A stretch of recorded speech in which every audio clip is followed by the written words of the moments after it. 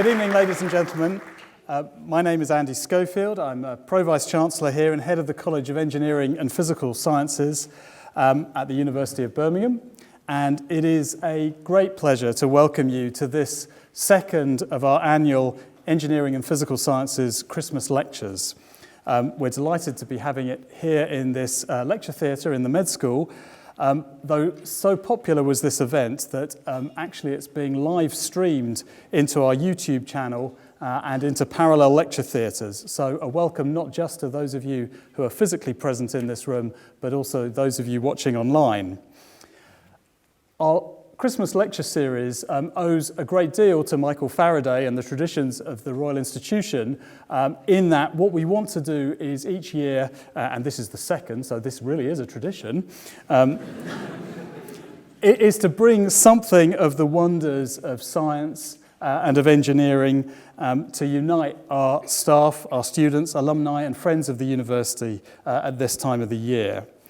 And we are particularly delighted today to welcome Professor Mark Miodownik, and he is our speaker. And Mark is a materials engineer, Professor of Materials and Society in the Mechanical Engineering Department at UCL, University College London, where he teaches and runs a research group. A little bit of background on Mark. He received his PhD in turbine jet engine alloys from Oxford University and has worked as a materials engineer in the USA, in Ireland and in the UK.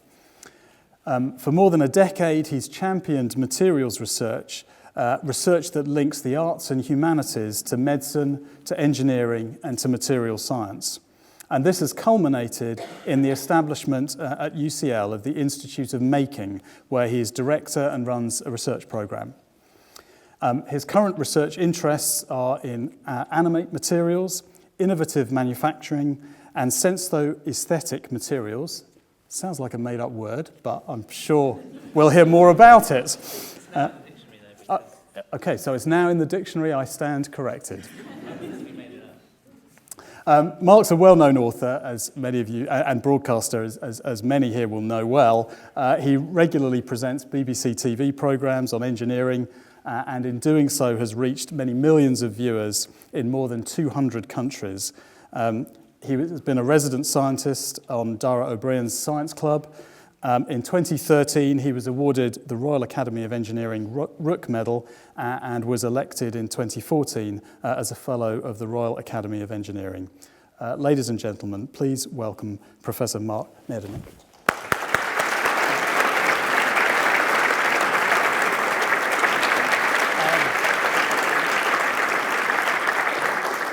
Thank you very much. Thanks everyone for coming to hear me talk about my favourite subject. And but I also want to mine your brains a little bit because I want to talk about the future a little bit at the beginning and at the end.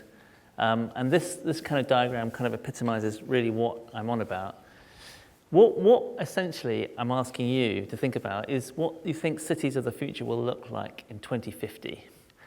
Many of you here will build those cities. You'll be instrumental in making them, making the decisions to make them, designing them, creating the materials that make them. And that's an immensely creative thing to do. It's where most of us live, cities, and in the future, more than 80% of the UK will live in cities. So this is us. And it's changing rapidly, and it's changing for lots of good reasons, one of which is climate change, and we saw the floods recently in Cumbria. There is a lot of weather coming our way. And there's lots of other stuff coming. Different changes in healthcare, changes in people's identities and how they want to live and the ways they want to live and the way they want to work and live with each other. And all of those are going to be influenced by how we build the cities, who builds them, and out of what. And that's where materials come in, because everything is made of something. And that's really rather fascinating. If you think about it, and I'm just going to segue into this slide here, which is just sort of what feels like less glamorous, interesting picture than the previous one.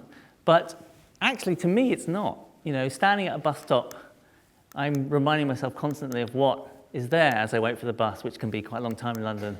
And I have this little game where I try and count the number of materials I can spot. And it goes on. It's a bit geeky, obviously, but I don't do it out loud. Okay, sorry. You thought I'd seen that. Yeah, no. I don't get moved on. But first of all, you just realize you take all those away, and what if you've got a muddy field? And so what these materials, these are not just different colored blobs of stuff. They do stuff. They are us in a way. They really represent who we are. They solve our problems of shelter, shading from the wind. They solve our problems of transport. They solve our problems of communicating with each other, of warmth, of fashion. All of these things, these materials do for us. And we're a very strange type of ape that we have evolved really to make new materials and to surround ourselves with them and make new things out of them. And this is, in a sense, then a mirror of us. This is who we are. And that's why I kind of asked that initial question: who are we going to be? How could we think about that? Because we will remake the city, and it will be different from this in 2050. And I think it will be driven by new needs, new desires, and new dreams, and they will be dreamed up by people like you and me. So that's really exciting. And to give you a bit of evidence that this is really one of the main things that drives civilization, first of all, I'll state the fact that the ages of civilization are named after materials. You have the Stone Age, you have the Copper Age, you have the Bronze Age, and so it goes on. And secondly, you only have to look at the history of any one of these materials to see quite how much they have influenced who we are. And I'm going to just give you a little brief kind of history of one of the materials, just to kind of give you that insight, if you haven't already thought about it before. So I'm going to pick glass because it's just a really nice example of a material that really we have invented and has invented us. Okay, so here is a pectoral from Tutankhamun's tomb, and in the middle is a piece of glass here. So this is an important object, it's on an important king, and what is that piece of glass doing there? Like, that's not a diamond, it's not a ruby. They had loads of those, they had a lot of gold. But there's glass here, why? Well, because the Egyptians believed in the afterlife. They believed in a transformation from one life to another, and glass represented some of that to them. And the idea that you could turn something like sand into something jewel-like fascinated them. And they could do it. And that's a really remarkable thing. And although they couldn't do it very well, they could only make small objects and bits of frit, they really loved this material. And the next civilization to come along and think about glass were the Romans. And the Romans took that basic Egyptian technology and they really innovated. So the Romans were a different kettle of fish, right? I mean, they're sort of very visceral race about the material. They like sex and orgies and eating and wine. And obviously, that's not all they did. But, they were into stuff. And one of the stuff they were really into was glass. And they worked out how to change the melting point by adding different additions. And that was useful because that meant you could work with it. Before, if you try and melt pure quartz, which is what glass is made from, then you're talking about 1500 degrees. It's really hard in an ancient civilization, even today, to work with any material that hot. This is white hot. I mean, if you've ever been anything close to that heat, you know how hard it is. If you can drop that temperature to 800, 900, then you can start working with something that's red hot. And they invented a way in which they blew air through a tube with this globule of red hot glass, and they blew into existence objects. So they invented glass blowing, and that's how this 2,000-year-old decanter was made. And this is still an object in the V&A that exists, and it tells you many things. One is that they were sophisticated. Two is that they loved drinking wine. And also, they were the first civilization to basically glorify the color of wine and its transparency and its because before this, if you wanted to show off to your mates if you were rich and you had wine, well, you poured it out of a jug. It might be ceramic, it might be gold, it might be silver, but any of those materials, you can't see the color of the wine. And you poured it into a cup made of those materials. Again, you can't see the color of the wine. Now, they start making things that are transparent. You can see the color. And of course, that's exactly what you do when someone pours you a glass of wine. What do? You look at it. I'm so sophisticated. That's Roman, okay? That's the Roman in you. And it's an amazing moment in time. And that's not all they did. So I'm so sophisticated bit happens, and then they think, do you know what we could do with this material? Because we can blow it, we can make it into thin bits, and they put it onto platens in thin bits. And they invented the window. So before this, if you had if you wanted light in your house, you had a hole, it's called a window, and if you wanted the rain not to come through it or the wind, you put shutters over it or a curtain, but then you blocked out the light. That's annoying. So the Romans go, we'll solve that problem, we'll put this transparent material over it. And of course, we really enjoy that now. Like, who doesn't go into a new flat or into a new house and look how much light you get through the windows? We all do, and that's, again, a Roman thing. So they innovated with this material. They invented, they changed architecture, they changed the way we eat and drink. But then they collapsed. Too much orgies, too many, it never does well. Anyway, no, probably other things. But still, they collapsed, and the next people to take on the material mantle, the wrong one, I've got two of these things, was, so material knowledge goes east at this point. And the Chinese, the Koreans, the Japanese become the materials innovators on the planet.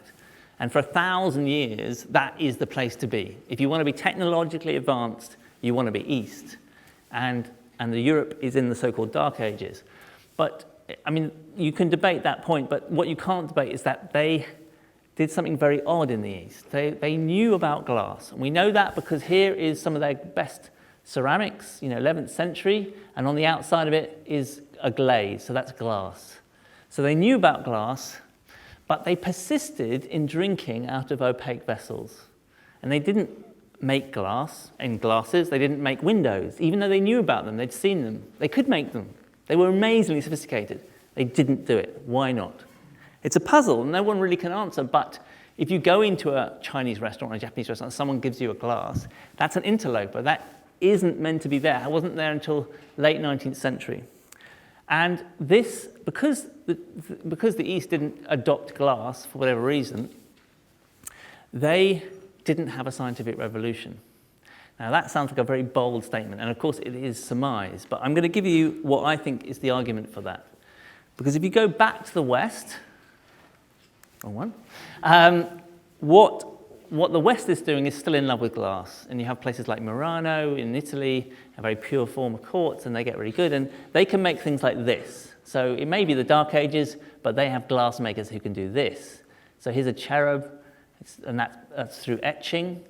And they can cast this, and those bits there are cutting glass, so that's a grinding technique. And here is some gilding. This is a beautiful object, but this is also a masterclass in a technology. And they could do this with their hand, by eye, all done by eye. No technology as we would see it, no furnace, thermometers, no expensive kit. So that's an amazing thing. Now, if you can do that, it turns out that you can do this.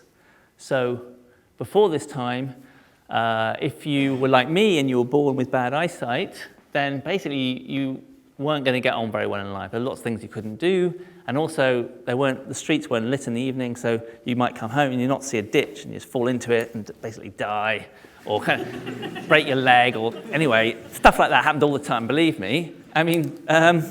Life expectancy 40, 45, right? Because of maybe not glasses. One of the reasons, contributing factor. Anyway, so, and then you've got some people who can make these amazing objects. They start making lenses, and they start being able to bespoke make a lens for someone and correct their eyesight. That's a bizarrely amazing moment, because this is not just making a glass, like for anyone. This is making a lens for you, and you're all different. And of course, the early eye exams were different then. They'd go, better? No? Okay, I'll come back in a week. But still, here we are. Now, then you also get people who are older, so as you get older, often your eyesight gets poorer. So you get scholars being able to have a longer life, being able to hand knowledge on for longer, being able to work longer. And you might think, well, this is trivial, it's great, but who cares? But when you can make lenses like that, then you can make lenses that do this. So you put two lenses into when you have a telescope. And here is Galileo using the telescope to do something, again, that no one had ever done, which is to look into the heavens and see that Jupiter has moons, like these specks of light that we look at with the naked eye. And it doesn't really matter how good your eyesight is, you can't see that Jupiter has moons with the naked eye. And there are all these esoteric theories about whether it was the Earth that went around the sun or the sun that around the Earth, or why do the stars do all these weird things? And then here comes Galileo and says, have a look. There are heavenly bodies, there are specks of light that are planets, and they have moons. And seeing is believing. Like, it's a really big moment, because if before this moment, if you were not a mathematician, it's very hard to choose between those theories. It didn't really matter. In the morning, the sun would rise in the east and set in the west. But now you see it. Anyone can see it. You don't need to be an expert. You can see this stuff. And that changes human consciousness. And astrophysics, in a way, is born at this moment. I mean, the modern version of it. And then a bit later on, bits of this is Newton, and Newton takes the glass prism and he does something that people have been doing for a long time, which was put it in a beam of light and see that you get a little rainbow. That wasn't new. Lots of people have done it, seen it. But what he did was he said, okay, look, if everyone's saying that these colors are produced inside the glass, right? Because clearly white light's pure, so if you get colors, it must be produced inside the glass. Then if I recollect that light and put it back through a prism, then I'll get more colors, right? Colors will create colors. So he does it, and what does he get? He gets white light. So he recollects the light and he puts it and makes it white light. He realizes, and he tells everyone, that white light is the dirtiest mixture you could ever hope to see, right? It's not pure. This whole thing about white being purity, rubbish, right? It's a mixture. Couldn't have done it. Couldn't have done it without glass. You need a transparent material. So, and again, you could have that theory, but you can't show it. You can't show it without glass. Not satisfied with that. Glass then, lenses, people get more and more skilled at it, and the microscope is born. Now, the microscope arguably is an even bigger revolution in human thought, because before this moment, people thought the smallest things that existed were these tiny little bed bugs and fleas that infested everyone at the time, and they were annoying, but there they were, and they scuttled around, and you could kind of see them, and you could scratch them, and you could feel them. And then they invented the microscope and looked at the purest bit of pond water they could find and found it was riddled with tiny bacteria and cells. And then they realized that everything was made of cells. All natural objects were made of cells, and they had little things inside them that were moving around. So this is a really big moment, like, oh my God. I mean, they understood that things were made of smaller things, but to see them, to have theories about them was one thing, but to see them and have an experimental practice was another. So biology, like cell biology, is born at this point, and medicine suddenly has impacted, because before this, if you had ideas about how disease is spread, you had ideas of these invisible agents. Now you could see these agents. Again, without the glass lens, it doesn't happen. Not satisfied with that, but then this object comes along, which is the first rudimentary test tube. And before this, if you are interested in how the world is made, what's it made of, you're an alchemist, and it's a noble tradition. It has its charlatans, but it's also, Newton was an alchemist. And what you did is you made crucibles, and you put in different ingredients, mercury, gold, and lead, and all these sorts of things, and you had a look at the transformations, and there was lots of stuff going on, but it was very hard to see because you were looking down in this smoky cauldron, and you went a bit mad because you were inhaling zinc and lead and tin fumes. They did actually go mad. And very hard to make progress, and they made basically no progress at all. Then someone comes along and goes, hold on a minute, guys, look. Why don't we do all these transformations in a water environment, in a glass, so we can see what's happening. We're not getting poisoned by lead fumes. And we can see precipitates come down very precisely. And we can see gas coming off. And we can collect that gas. And then we can analyze that gas. Good idea, pretty much everyone says. Invention of chemistry at that point. And of course, that's what you see. You go into any chemistry lab, what do you see? It's full of glass. Without that material, basically the subject doesn't exist. And very successfully it was, too, that transformation. And then, the most important moment in the history of glass, arguably, which is this, that, okay, so all these scientists doing work and medics and all these things, but most people, 97% of people lived in the fields, and they were paid often in beer. They drank beer in the morning, they drank beer in the afternoon, they drank beer a lot. It was weak beer, but it was because it was one of the ways in which you didn't get cholera, because the alcohol would kill any bugs in there. And that beer they drank out of opaque vessels, traditionally, so leather, pewter, ceramic, and they just didn't care what it looked like because it just tasted great. And then as you get coal coming in, the Industrial Revolution coming in, and so you get cheaper power, then people start being able to make cheap glass, and cheap glass then ends up not just being in palaces, but it ends up being in taverns, and then beer starts to get beer starts to get, delivered in this stuff, not just wine. And people see what beer really looks like, and it looks disgusting. It looks like pond water. It looks like muddy pond water, and they think, ugh, I'm not drinking that stuff. It looks like Guinness. Although, of course, it's funny how things go round, isn't it? Anyway, so not long after glasses for beer are introduced into Czechoslovakia, then a new type of beer is born. It's a beer basically brewed to what it looks like in a glass. It's brewed to look good, not to taste good. It's really flavorless, as you all know, probably. But it's lager, of course. And if you've ever wondered, right, why it is that lager's too gassy, like you drink it, you think, oh, that's a bit burpy. Why is there so much gas in it? It's because the gas bubbles just look great, don't they? Coming up here. Let's have more of them. That'd be really great. I don't know. No, maybe it's not that. But still, the point is that it's very gassy. And anyway, lager is born very, very soon after glass starts becoming normal. And like, if we fast forward to the present, what we see is that glass, obviously, after the early adoption of the window, has had a big influence on architecture. And you get things like the Shard, which is a big glass building, and these are everywhere now. But actually, weirdly enough, it wasn't until the mid-20th century that we could make big panes of glass that didn't fall apart. And that's odd in a way, because there's a lot of innovation in glass, and the strength of glass lags behind all of that. Clarity and color and all these other kind of inventions come along, but the strength of glass lags behind. And people worry about this, and so when you go look at a city like Birmingham, actually traditionally buildings have small panes of glass with wooden held together by wooden leaves, and that wasn't because it wasn't a fashion statement or a design statement. It was because they basically couldn't make glass that was big enough that would withstand, forces. So the question was, why not? And as people got better at chemistry, they were thinking, okay, it's just because we haven't got the right atoms in there. Let's get different atoms in there, and they'll be stronger, and the bonds will be stronger, and it'll be fine. But it didn't work. People tried doing it for ages, but it just didn't work. And then people scratch their heads, and relativity comes along, and people still couldn't make strong glass. And then quantum mechanics comes along, and people still couldn't make strong glass. Hey, we're so sophisticated. We can do all this stuff. We understand the universe, but we don't understand how to make strong glass. That's weird. That makes us feel humble, and maybe material science is more sophisticated than any of those sciences. And they were right. I'll tell you in a minute how the breakthrough comes.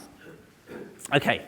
But for the moment, just bear with me, because I want to say something else. Like glass, at this point, as people are still scratching their heads about it, starts being made into tiny fibers. And people glue those fibers together, and they invent a completely new type of material called a composite. And this is glass-reinforced composite material, and that's what Jaws is made of. So it really affects special effects, in fact, and boating in general. Like it's a great material. It's not affected by seawater. It's moldable. It's cheap. It's stiff. It's strong. It's light. It's a sort of dream material, and also, you can just, so basically all small boats are made out of it these days, and it really, it resists the sea in a way that wood can't, and a way that metal can't, and it's just this fantastic material, and its component is glass, and it's kind of a surprise when you really think about it. And once people make fibers of glass, they find something else, they muck about in the lab with it, and they realize you shoot a laser down it, it doesn't necessarily go in a straight line, it will actually go around in loops. And that's if you control the refractive index of the outside of glass, and you can get it to go anywhere you want. And this seems like a trivial discovery, except that it isn't, because if you can shoot light down glass accurately, then you can get messages to go at the speed of light. And that means you can get ones and zeros to go at the speed of light, and that means you can have a digital revolution. So all of your data, all of your Netflix downloads, right, all of that goes down glass. Like you say yes to that 5-star recommendation, probably erroneously, and that little communication link goes to the base station. That base station then goes down to a glass link, and that goes across and underneath the Atlantic and it goes and gets this information, and it sends it back by light. And if it wasn't doing that at the speed of light, then the whole internet would ground to a halt. So it's weird, like the Egyptians stumbled across this material ages ago. No one has any idea what it's for, really. It's like just beautiful, and it represents transformation. And actually, if you look step by step how it's changed our lives, it's basically at every point in time completely changed how we are, who we are, what we do. And my initial assertion that the fact that the Chinese and Koreans didn't adopt glass and therefore didn't have a scientific revolution doesn't seem so fanciful now, does it? Because weirdly, for 1,000 years, they were completely preeminent, but they didn't have a scientific revolution. And my contestation is that it's because they didn't love glass enough and therefore didn't see its benefits, didn't start experimenting with it. It must only be part of the solution, but it's interesting, isn't it? Okay, so then the other thing you'll have noticed with this tale is that essentially scientists don't play a massive role in it. It's people who are curious and makers who play a big role in this. And so what is material science then? Well, material science doesn't really get born until the 20th century as a coherent entity. And all it is this.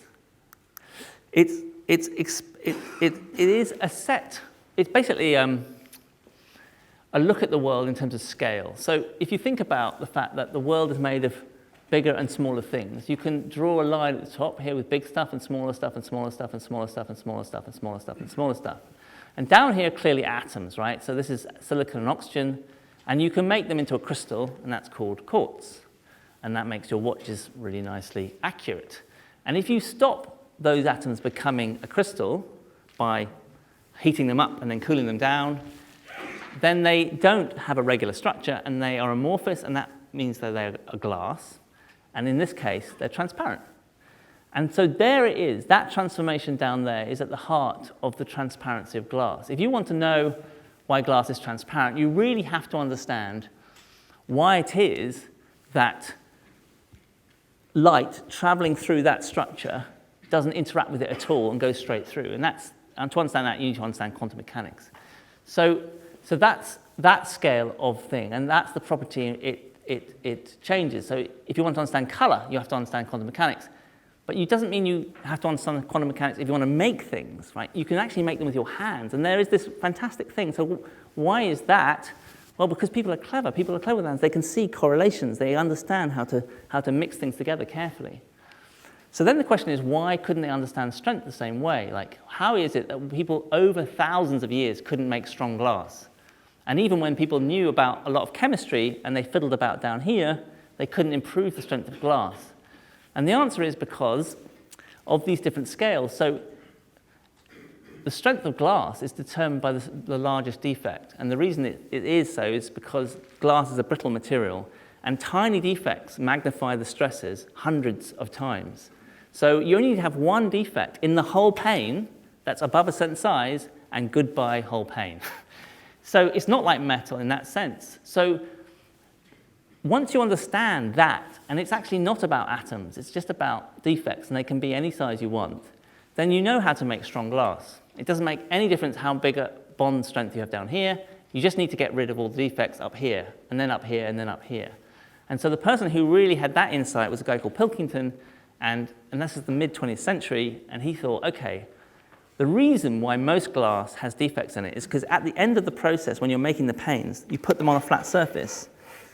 And on that flat surface, however smooth it is solid.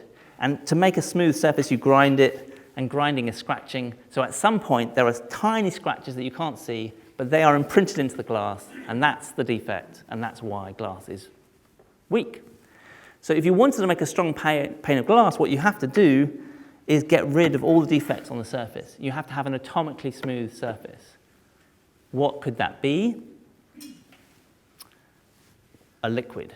Liquids are atomically smooth. So let's not pour it onto a surface that's solid, let's pour it onto a liquid. And so that's how glass is made. Glass is made by pouring onto liquid tin. And that tiny insight, or rather great insight, has exploded glass buildings. Right? If you want to know why the shard exists, it's because of that insight. And that's up here. That's about understanding this scale. And so that's the thing about materials. Materials are at many scales, and all the scales exist within each other. And it isn't actually that the stuff at the bottom is the most important. All of it is important. It all has to act together. It's like a city. It's like a person. Every part of it has to work. And so that's why material science is a combination of physics and chemistry and biology and design and making, because every one of these scales are experts at different things, and you have to join them all up. Okay, so that brings us to the present, which then is an interesting lens to look at how sophisticated our cities and our environment is. So if this is the kind of same thing, this is basically all you need to know about material science, is that there's big stuff, and there's small stuff, and there's stuff in between. And if you can control the scale of structure that determines a property that you want, then you get it. If you can't, you don't. And nature is the master. So if this side of the diagram is living matter, animate matter, and this is inanimate matter. So this side tends to be people tend to be more familiar with. So you have big stuff that's trees and whales, mice and fleas on the mice, hair on the fleas. And then if you look inside those hairs, you find they're made of multi-types of cell. And if you look inside those, you find that there are single cells. And those are the Lego of nature. So nature can make anything. It will make a tooth in your mouth. It will make a hair on your head, or not. It will make the skin on your hand, all from the same cell. So you all started from one cell. And that is really, really bonkers, right? This material can turn into anything. This is the Joker. When you play cards over Christmas, and you play one of those games where there's, wild cards, cells are the wild card. They can be anything. They can be a 2 of hearts, or they can be a 9 of clubs. They can be anything, and they exist, right? So how does that work? So you take a cell apart, and what do you find? Well, you find it's made of molecules, and they all seem to obey the law of physics, because when you take them out of the cell, they do physicsy things. And so here's a macromolecule, and if you look at it inside the cell, it looks like a little machine, and it is a machine. It will move over, and it will open a membrane channel, and this bit of sodium will come through, and it'll close it up again and move back again. And you think, hold on a minute, who is telling that machine to do that? No one is. If it exists in that environment, that's what it does. Okay, so that's what machines are like. Who makes those machines? Oh, well, you look in the middle and you find DNA. DNA is the code for those machines. So in a cell, there's lots of DNA. It codes for all the machines. The machines then create these cell types, which might turn into your bone, or they might turn into your skin, or they might turn into a neuron to make you think. But it doesn't end there. They turn into a hair, or they turn into a flea, they turn into a mouse, they turn into a whale. So actually, when you think about it, actually you are a multi-scale object, and every one of those scales is talking to the next scale in real time dynamically. So right now, there is stuff happening at this scale, me talking, and you sitting, and that's feeding down into your tissues, into your cells, into the machines, and genes are turning on and off. But the other way around is also true, right? Genes are turning on and off up here, and that's changing your behavior. So you change your gene down here, you might get cancer, your hair might fall out. But equally, you might move to a desert, and your environment changes up here, and so different genes turn on, and different cell types behave in different tissues. So you are a different person. Where, you might ask, is life? What does it mean to be alive? Like, what makes these animate materials? Like, is life here, or here, or here, or here, or here? No one knows. So that's a big question, I think, to be solved in the 21st century. What is life? But clearly, living matter is something to do with the connection between these, the information that flows.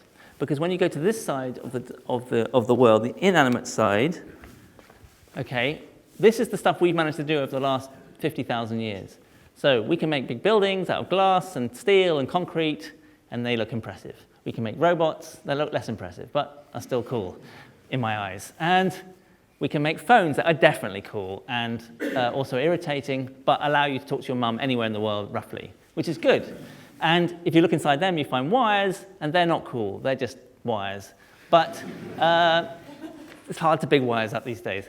If you look inside smaller scales, you find little machines inside your phones, and they actually do mechanical things that make your phone function, and they have cogs the size of the hair on a flea, and that's pretty impressive, I think. And if you keep looking, you'll find that actually most of the materials are made of crystals, and those crystals look like this. So this plaster is made of those crystals, and this stainless steel arm is also made of those crystals, and a mountain is made of those crystals. And they all look different, and you might say, well, if I change the shape of that crystal, or if I change how it's connected to its neighbor crystals, what happens? And the answer is it falls apart, or it becomes super strong. So you change the crystal type, you change how they're connected, you change their size, you make a wall strong, you make a wall weak, you make a material strong, you make a material weak. And this has been a big discovery for us over the years. And jet engines, the fact you can fly cheaply to other countries is really our mastery of these type of crystal structures inside a jet engine. And then here, if you go even finer, you have a single crystal of silicon, and that's a single transistor. That's a material with no moving parts, unless you count electrons, which can think. I mean, a single transistor is not thinking, but in your phone is 100 billion of them all connected up. And they definitely have some sort of intelligence. And it's not the same intelligence as ours, granted, but there's something there, right? That's some achievement, that you have a thinking material, a sliver of silicon, tinier than your thumbnail, hundreds of billions of things in them, turning on and off, doing calculations, downloading Netflix, or talking to your mum, all that stuff. And that's all happening inside here. So silicon is a materials transformation that changed the world. And then if you go even further down, this is called the nanoscale. So this is the scale of those little macromolecules I was talking about inside your cells. This is a nanotube. And that, people are excited about nanotechnology because at this scale, the materials do something odd. So up here, you have to kind of make these things do what they do. But here, they seem to do it themselves. So you take those atoms apart, and they'll put themselves back together again. You only have to create the right conditions, and these things form automatically. No one tells those atoms where to go. And that feels very similar to this side, right? So this bit of DNA codes for something, and that makes itself, and then it starts doing things. That feels like we should be able to do the same in the element world. Like, it's the same physics, it's the same chemistry. So what could we do? What could we do with that? Well, now we're back to our question at the beginning, right, which is like what the future will hold for us. Because traditionally, we've developed all this technique, all these material structures to solve problems. Like, we understand silicon because we wanted to talk to each other. We wanted to compute things. We wanted to make artificial intelligence. Whatever we wanted to do, silicon was the answer. And if we wanted to fly on holiday, we wanted to create jet engines, we needed to understand metal alloys. But now we know, like, going down here is probably not going to tell us much more about how to build a city, and neither is it up there. There's a lot to be done here, and you can see that with nature, right? Nature can make things that fly and swim and think and fall in love, and right? It can do a lot with those scales of structure. And so the question is, what could we do? Well, I'm going to show you what we're currently doing in one sector, which is health. Oh no, it's just to show you how small those are there, yeah. Okay, so how am I going to do that? Okay, so I snapped my cruciate ligament, and just like this person, I now have 2 titanium screws in my knee, holding a piece of my hamstring, actually, which is brought in to serve as my replacement ligament to stabilize my knee. It works. It's not perfect, but it works. What I would prefer, though, in the future, if that's all right with everyone, is to be repaired with my own tissue without screws. I just like my own ligament to be growing back by itself. I'd like to help it do that. How could you do that? Well, people are making baby steps towards replacement parts. First of all, people are using 3D printers now to print things like jaws. So this is a patient in Belgium who had cancer of the jaw, and essentially they MRI scanned her jaw. They then recreated a digital file of it. They then pressed print, and out this comes. Not with the teeth, sorry, yeah. So this is titanium, and titanium is a material that sits well in the body, doesn't react with tissues, can be very inert. And you can see these holes here. Well, they're really to adjust the density, because titanium's a different density from bone, and actually having a very heavy metallic jaw, for some people, is good, but not for most people. So, but really, you probably don't want a metal jaw. You probably want your own bone, right? And so how could you do that? Well, some people, so this is just to show you how far you can go with 3D printing. So on the prosthetics front, what's interesting about that technology is that although this was printed with a printer that cost £250,000, this prosthetic hand is printed with a printer from $200. And also, it's functional. I mean, it's obviously not a sophisticated object in one sense, but it is more socially sophisticated because the information was open data, so he downloaded it off the internet. He bought his own printer with his dad. He designed it to fit him exactly, which is just resizing a digital file and printing it out. And it will change with him as he grows up. And he can also change it out if he wants to do different activities. If he wants to play basketball, he can have the 10-fingered version. And although that seems unfair, anyway, no, who knows? It's going to change sport, isn't it? But so this thing is good because actually that, it turns out, is part of someone's identity. When you have a prosthesis, it's part of you. And if you make it, right, even if it looks kind of a bit clunky, that's a different relationship with that object. But if we want to print things that are made of your own tissue, then you might think, well, let's print cells, and that's what lots of people are doing. So you get nozzles and cells and cell tissue, and you just basically print them out. And you might make a kidney, or you might make a liver this way, by taking and culturing liver cells and just printing them out.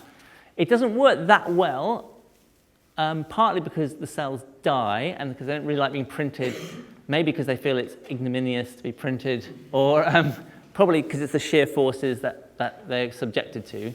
But also because cells actually are programmed to reproduce and make themselves, right? So to print them out is perhaps not really taking good use of the fact that these are kind of Lego objects that are magic. So what perhaps is the better way forward, and what most people are now attempting to do, is to use a scaffolding approach. So what you do is you try and make a house for the cells in the size and shape that you want it to be, but this house is full of holes, and you can see all these holes here. So this is microscopic holes, and these are filaments, which are the scaffold that keep the whole thing up. So it's a hollow object, and inside you put your cells. These are stem cells of a patient. And what you hope is that they like it in there, and that they reproduce, and they create a tissue type that you're interested in. They create a liver or a heart. And it turns out, this is really interesting, that it's the material quality of the scaffold that turns them into heart cells or liver cells. So the chemistry on the surface of this is one factor, but the actual shape and size of these holes is another. You change their shape, and you get a different tissue type. And so they are responding to their environment at that scale, and they grow into bigger and bigger tissues. And at the moment, the kind of state of the art is not livers or kidneys. I mean, people making small versions of those, but they're not functional in the body. But this has been functional. So people who've got cancer of the throat basically have two options. You die, or you have it cut out and you speak through a hole in your throat. And then neither of them sound great, right? But these patients have been offered a different therapy, which is that they MRI scan their throat, they create a scaffold exactly to fit them. That's then put into a bioreactor, and your own stem cells are put in it, and they flourish. They're fed, and they're kept the right humidity and the right temperature for about 2 weeks until there's a critical number of cells in there. And then you go into surgery, and the bioreactor is brought in with you, and your own throat is cut out, and this one is replaced. And what you hope happens is that in the few days in which these are now outside a bioreactor, your throat becomes that bioreactor. It starts delivering food and humidity and temperature of the right amount, and you get vascularization. And that turns out to work. So that is baby step, well, quite important baby steps in the direction of grow your own organs. And you'll see there that it's actually a sort of mishmash of material science, understanding of these different scales of structure, from the big scale all the way down to the tiny scale. But you have to get every one of those right to get a successful therapy. And it's not clear yet whether in the future people who need a new kidney or liver will just have one grown for them. It's not impossible, but what would have to happen in that case? This has a mechanical function, and it doesn't have a, it doesn't have a biochemical function. And so that's maybe a slightly more difficult thing to get. You have to grow this organ, then you have to plumb it in. But nevertheless, I think people are pretty hopeful that this is a very, promising direction to go in. So healthcare, it feels to me, is really going to change in the future. And how hospitals are, what they're made of. Already you have 3D printers in hospitals being used. So the question is, what will this city look like? What will it be full of? And I thought I would spend, I'm already over time. Okay, 2 minutes, 1 minute, thinking about this. And then you can tell me what you think it'll be, which I think is more fun. So first of all, I think shops will be different because 3D printing is already getting to the point where you can produce this out of them. And these are prototypes of shoes made and printed to order. And it feels to me like the ignominy of having to go into a shoe shop and be asked what size you are will soon be over. You are not any size, you are you size, and you have 2 different feet which have 2 different sizes, and you scan them and you have shoes to order. Similarly, apparel. This is a 3D printed dress, it only fits this woman. You might think, oh my God, that is it's obviously solid, it doesn't move, but it does. There are also little interlinks which rotate and move. And the beauty of this technology is that you can print in starch. So this object doesn't have to exist in your wardrobe for ages, embarrassing you in the future if you change shape or size or your style changes. You can wear it and print it and a one-off, and then you put it in the compost and off it goes. And so my feeling is that although more of us will live in cities in probably smaller spaces, I think our cupboards might also get smaller. Owning things may not be totally the thing that you have to do. We are going to have to generate energy from solar as a big part of what we do, and cities will probably be a place where we do that because we use a lot of our energy in cities and it makes total sense. But slapping solar cells on the outside of buildings is going to be a problem because the scale of that problem, if anything goes, if you need to do repairs, it's just difficult. Like if you think about washing windows is a problem, think about repairing a solar panel here. So my feeling is that we're going to have to integrate solar with a lot of other technologies, one of which is self-repairing technologies. Technologies that self-repair, interlinks, and tiny errors in these things. Carbon. Probably the world will be made more of carbon than it is now. At the moment, airplanes are becoming made of carbon, cars are being made of carbon, bikes are being made of carbon, and it's for very, very good reasons. If you want to move with low energy, then you need a light, stiff, strong material, and carbon fiber is it. And that's what they look like under the microscope, and they're made of fabric. But at the moment, it's all handmade, essentially, or very bespoke. And so that probably will have to change. But the other thing is that down here, we've invented and discovered lots of very exotic forms of carbon, graphene nanotubes, which have amazing properties, but they are not in these objects. And if they were properly engineered into them, so if we could really link up this amazing stuff at the nanoscale with this stuff at the big scale, if we had a manufacturing route to do this, we would have amazing technology, a technology that was 100 times more energy efficient. But we can't do it. But I think we will have to do it. We'll have to work out how to do it. So I think that's going to be a route we go down. And then as a result of going down all these routes, we are storing up a problem which we really need to sort out, which is this, that your smartphone has half the periodic table in it. And that's to make it smart. But at the end of its life, which may only be 2 years, or it gets put into a blender and essentially put into landfill. And the orange elements are ones that are either restricted politically, economically, or toxic. And there's a lot of them. And they're going to get a lot more of them probably as we get more wars and strife and all these things. So this makes no sense. Like why go to the trouble of having a mine for every one of these, putting together an amazing object like this for only 2 years and then putting it in the bin? That makes no sense. We need to find a way of getting all those elements back into the system again. And we have no idea how to do it. And it's as much an economic issue as it is a materials issue. And those two worlds have to work together much more. And this is the best guess we have, which is that we need a sort of circular economy, so-called. that nothing, in a sense, would end up in landfill, that you would design everything, every material, every object, every city, every phone, you design it for its end life. You would know at the beginning what it's going to end up as. And one of the big issues of going around these loops is that the materials are repairable or repair themselves, because that will extend their life. And that, at the moment, we're going in completely opposite direction. Like the lifespan of washing machines, which is an amazing object, has gone down, not up. And so self-healing materials, which look after things for us, because we can't be trusted to do it, look like they're coming. And that's what I work on, and many, many colleagues around the world work on.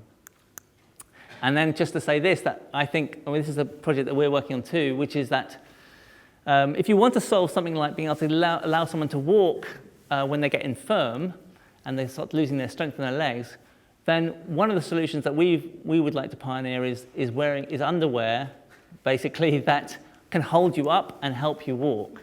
But in order to do that, we need to have garments that we can make, 3D print, which we can do, with sensors in them at this scale, which we can do, with interlocking structures that support the knee when they need support and then lets it flex, which we can do, which then have a material that will hold all the electronics together, like a gel, which we can do, which then has an actuator in it which will do the unlocking and locking in real time, which we can't do. And there's a real problem. It's a really, really big problem down here. So actually, in doing this, basically what we've done this problem, and what we've done is we've tried to work at all the scales at once, which is unfashionable, but I think going to need to be more fashionable, because then you can identify hotspots in the science that you really need to address in order to get the whole problem sorted. And also you have to get places where all these people can work together. And that's what we've tried to create in the Institute of Making where I work, which is we need to work more as teams. When we do research, we need to solve human problems about cities and about health. And as our solutions become more complex, so we have to be more astute at dealing with complexity, which I think is one of the biggest challenges of the 21st century, is understanding and dealing with complexity. I won't go on because I'm running out of time, but just to say, over to you, what do you think cities will be made of? Thanks for listening.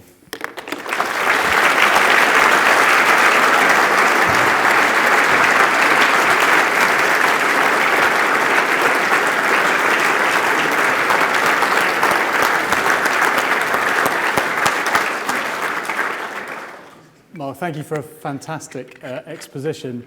We do have a little bit of time for questions, if you're happy to take them. Anybody who wants to ask a question, if you raise your hand clearly, then we can get a microphone to you. If not, I have some questions myself. We've got two here. Let me just take the first question here. Just wait for the microphone. It's a question that's arisen out of some writing I'm doing. It's set in 2097. Nice. And it's trying to predict real technology forward. It's got houses not made out of traditional material, but out of something that you could shock up so it becomes rigid, out of something that's almost insubstantial, and can be then shot down and moved. Yeah. Because one of the problems we have in cities is they become very permanent and very unmovable. And the future feels very agile, and population movement and so on. Is there any any sense in that kind of notion that you could take materials, flip them or shock them in some way so they become rigid, and then put them down, and they'd be almost insubstantial at the same time? Yeah. So in terms of global warming, you might shock something over a community so that the floods don't come down through it. They run off and the water's collected, for example. So the one technology that comes to mind which people are fiddling around with is granular materials. So granular materials are basically powders, and they flow like a liquid. But if you pack them into something, they become a bit more rigid. If you now take all the air out of them, anyone who's bought coffee in a vacuum packs knows what I'm talking about. It becomes very rigid. So in some ways, if you can just control air coming into these structures and the size and shape of those powders, what you have is something imagine a whole building along those lines. You take the air out and then basically it becomes powder. You basically ship that powder wherever you want. You put it up somewhere else, you have a sort of membrane, you take the air out, now you have a wall. So again, I mean, I think, yeah. The other thing to say, I think, about this is that although I agree with you that I think there's temporary structures and fluidity is probably going to be one of these drivers for us, because there are going to be millions of people coming into this country and they're going to need to come here. We're going to have to take them because the world's going to get very dangerous. And we need to be able to put temporary structures fast and accommodate them. And there's also, I think, going to be lots of people who want certainty and they want solidity. And I think that's another very human need, which is to find a place that you recognize and has been there for thousands of years. So my feeling is that it won't be one or the other. We'll have both. So I think we're going to get more complex, not go to one. Yeah. Another question in the middle, Sam.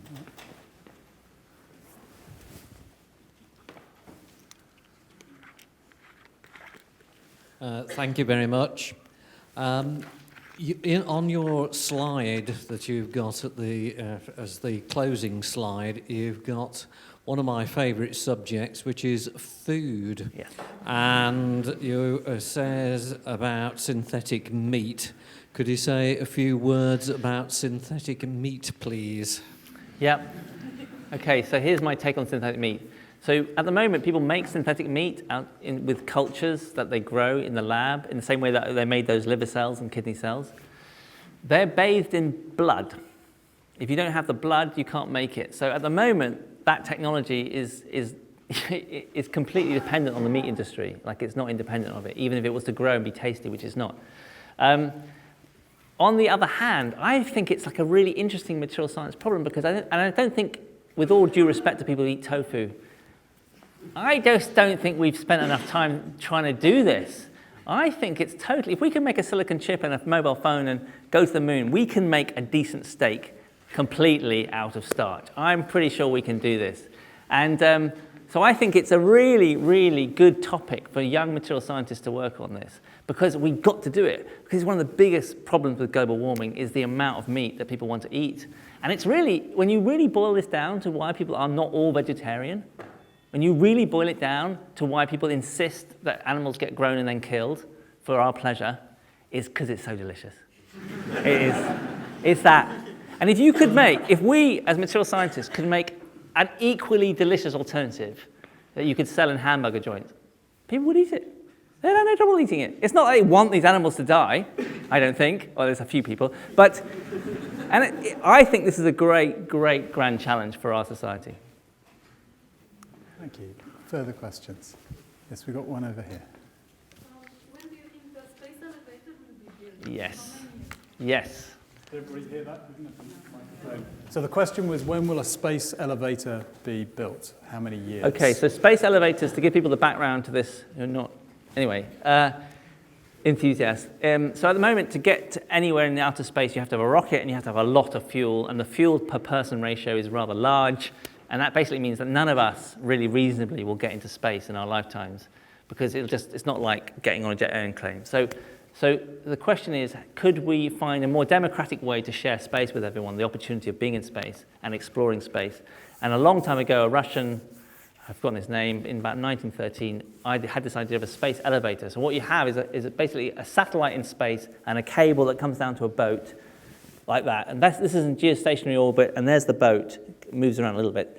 And then you have a lift, and you just go up and down this lift. Now, that distance is about 36,000 kilometers. And until quite recently, there was no material that, if you actually made it into a cable, wouldn't collapse under its own weight. So the strength per weight ratio, there wasn't any material ever that we'd ever made that could do it. But now, carbon nanotubes have a strength that exceeds that. So it's now theoretically possible to build this thing. So, and I say that, I mean at the atomic scale, it's theoretical. Now, to actually build on a real cable is what I was saying with the carbon thing, like that we haven't got the technologies that will put it together. So I think that would have to happen first. So let's say that's 50 years or 30 years. Now, then I think we need a society who are up for it. And obviously it's risky. And I think, my take is it won't happen on Earth first. I think we'll have to need to get on and off. So when you look at the moon landing, it's a three-part problem. You have to get out of the Earth, then you have to get over to the moon, then you have to get down to the surface, and then you have to do it in reverse. But what if you wanted a moon base? What you'd like is a space elevator in that intermediate orbit, which is you go to the moon and then you go down on an elevator to the moon. It's a lower gravitational thing, so it's a lower distance. And if it fails, it's not going to kill lots and lots of people because it's the moon. I know that sounds callous. It might not even be that moon. It might be another moon in the solar system. But it feels to me that we'll try it on a moon first.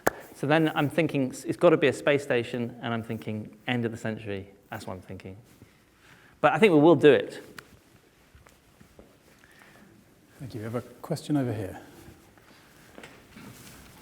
Hi. So could you go over a bit about how the Institute of Making works? Because if you go back to the examples that you used and just some other examples that come to mind, the sort of fibre optics, no one set out to sort of design something, as far as I know, that could be used for the internet, because that wasn't a thing. Yeah. And then no one set out when discovering the electron to think, I want to discover electricity.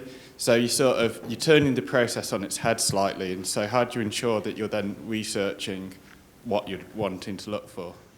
Yeah, no, I think it's a fair point.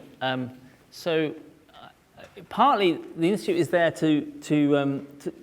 so the people who did do those discoveries were living amongst contemporaries who had all these different disciplines. So they shared knowledge. So early cities and early scientific kind of consortia had access to artists, had access to developers, and those communities weren't so isolated from each other. So one of the things we're just trying to do is sort of go back to that point where you were much more likely to bump in and have an idea with someone who is a completely different discipline. So we're sort of trying to get out of the silo mentality with the idea that that was one of the reasons why we had such a wealth of ideas. So that's one thing. But on the other hand, who knows why certain discoveries were discovered, so you can't ensure that. So the other reason for it is just that it works. Like, we've done it long enough now to know that if you want to solve human problems, you need to get the humans involved in them. And as the problems get more and more complex, those problems you need different experts who know more about them. And so it feels to me like, for instance, if we're going to design a completely non-meat, delicious steak, it would be mad to do that without a chef, right? It'd be mad to do that without a biochemist. It'd be mad to do that without a chemist. It'd be mad to do that without, So it's kind of obvious that you need those different sets of people to solve that problem. But then when we first started doing this, we did it in my lab in a material science, and actually they felt out of water there because all the machines around them, all the people around them were kind of materialisy and mechanic-y, and so we knew that we had to create a place that was neutral space, neutral intellectual space. So it can't be owned by one discipline. So that's the only rule. Like, anyone can come in with an idea and assemble a team, but this isn't owned by a discipline. It has to be. And we're learning all the time. So it's not like this is the answer. It's just like an experiment that we like. I'm conscious of time, so I think we need to make that the last question, which leaves me with just two things to do. One is to invite you all to a reception afterwards. If you're unsure where to go, I think people in the team will take you out. There's a marquee, and in that marquee you can enjoy some refreshments. You can also receive signing of copies of books where you can buy the book and get it signed, or if you've brought your own, I think Mark is happy to write. Sure, yeah. I'm assuming the book More is than your happy. own rather than any, but there we go. I'll even, no. But the other thing that remains for me is to thank Mark for a scintillating talk. It lived up to expectations and more. You've taken us on a journey of a bit of history, a bit of medicine, a bit of biology, a lot of science, a lot of materials, and actually a very exciting and inspiring vision of the future as well. Thank you very much indeed. Thank you.